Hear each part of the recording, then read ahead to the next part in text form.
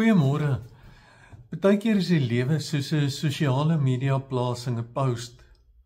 Jy gee jouself daar en jy is blootgestel. Jy is uitgegee vir almal om na te kyk, vir almal om te sien en jy kan dit nie terugtrek nie. Wie jy is, wys daarso. Hoe jy geleef het, jou hoogte en laagtepunte, is vir almal om te sien met jou kontakte, met jou verbindingslyne. Alles is net daarso in jou gesig. En dan wonder 'n mens wat nou. Dit voel asof dit vir ewig daar is, dit staan vas. Maar dan het ons die kosbare wete dat die Here die een is wat in die lewe kan ingryp.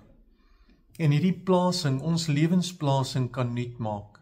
In Jesus maak hy ons lewens nuut. En het ons 'n nuwe lewensplasing, kan ons anderster daarna kyk. En kan ons anders wees, omdat Jesus ons verander van binne af.